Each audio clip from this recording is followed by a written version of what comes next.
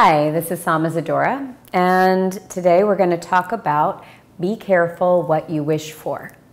So, when we have prayers, intentions, things that we're trying to bring into our lives, sometimes what you wish for, it might happen sooner than you expected and sooner than you feel ready for that to happen. So I always say, when you pray for something, like say you pray for patience, God doesn't wave a magic wand and just give you patience. What you get is the opportunity to be patient.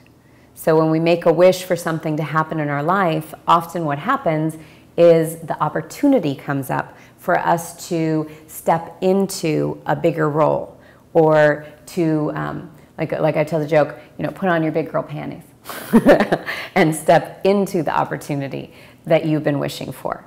So letting go of this idea, kind of like a little kid, that we have these fantasies or dreams and we have all these wishes, and just like magically one of these days they'll happen for us. And instead understanding that what you wish for is something that if you can really hone your intention and your desire on having that, then what you'll probably attract and magnetize to yourself is the opportunity to make that happen. And you're still going to have to show up, and you're still going to have to do the hard work and the steps. And some of the hardest work is learning to let go of your negative patterns that are keeping you from achieving these wishes. And sometimes, when I work with people, I'll see that the way that they talk about their wishes or their dreams, they really do sound like little kids, what they want for Christmas. And part of making these things come into the actuality of your life versus just thoughts or ideas is going to be making the statement for something that you can achieve, set goals, and hold yourself accountable for.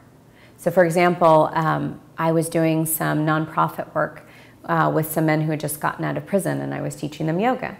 And one of the students, I said, what is your dream? Because I wanted them to start dreaming again and not feel that their lives were so limited. And so, because that's an extreme example of someone who's actually been in jail, but we all kind of have prisons in our own minds, especially the people we grew up around and what they told us we were capable of, and that's where I think people get stunted. You were a little kid, you had these big dreams, and somebody said, you'll never achieve those dreams. And so we still think we're like a little kid, stunted in that moment. And now it's time again to be a grown-up and start to mark out the steps and path it'll take to achieve those dreams. And so this one student who I was working with who'd gotten out of prison, I said, what is your dream? And he said, to be the best artist in the world. And I said, well, that's a nice dream, but again, it sounds like a little kid. What does that mean to you? What would the best artist do or have? And he said, oh, I want to make a design that'll be on t-shirts. And I said, well, that is something that we could do. If you set a goal and you set the date and you make a drawing, we can make that dream come to reality. But instead of a broad statement like I'm the best artist, you'd say, I'm going to make a drawing, I'm going to do it by this date, then I'm going to follow through, find a t-shirt company. So it's steps, practical steps at that point. And what's interesting is I find people have a lot of resistance once they get to practical steps. And I think those are lack of self-esteem and self-worth that starts to play out. He has the dream, I'm going to be the best artist. And you say, okay, you want to make a t-shirt, let's make that happen. And I said, when can you give me the drawing? He said, well, I don't know, and I don't want to put a date to it. And I said, if you don't put a date to it, it's not going to happen. Guess what? You have to pick a date and be accountable, because that's going to light a fire under your ass so that you get moving. And I said, if you start making some of these wishes and then suddenly these things start happening in your life, I said, be careful, because God might light your ass on fire. So you actually have to start making these things happen and step up and grow into the opportunities that you've been asking for. And so I think this is, if you have a certain thing that you're wishing for, sit down, take a minute, what's one of your biggest dreams? And then write it down. And then think, what are the achievable steps between here and there? And give yourself some deadlines. Don't be afraid of deadlines. If you are, ask yourself, why are you afraid of the deadline? Probably, again, it's bumping up against low self-esteem and those voices in your head from people telling you that you would never achieve them. or you're not going to be able to do that. And you need to fight against that, not with more thoughts in your head, but through actions. So change those kind of negative beliefs through your actions, and that will start to bring these positive changes and make your dreams actually happen in your real life. So be careful what you wish for, because you might just be given the opportunity to make your wishes and your dreams come true.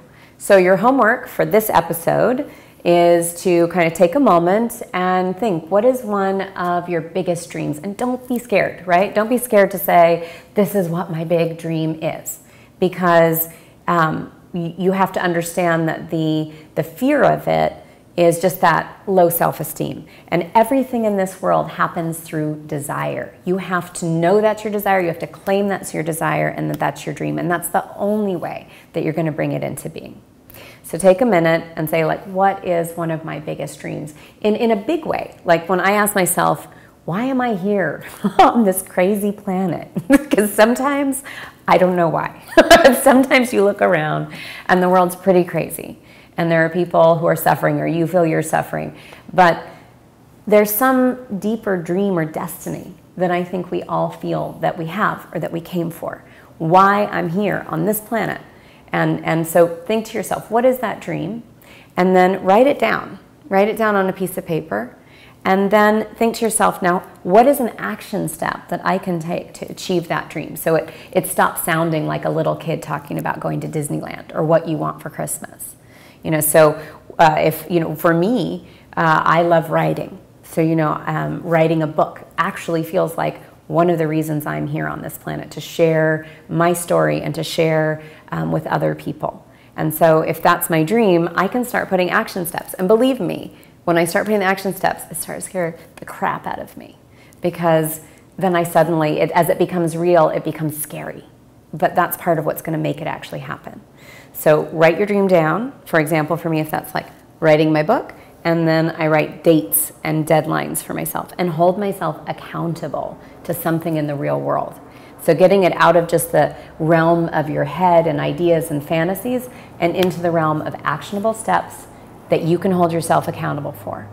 And then maybe even tell 2 or 3 of your friends to be on an accountability team for you, so that they'll check in with you. Hey, have you been working on that?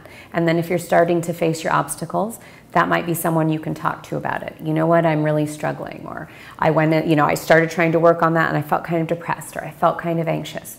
But don't think talking is going to get you out of it. Talking is just to recognize the issue or the blockage, and then to continue to move forward with these actionable deadlines, dates, and achieving things.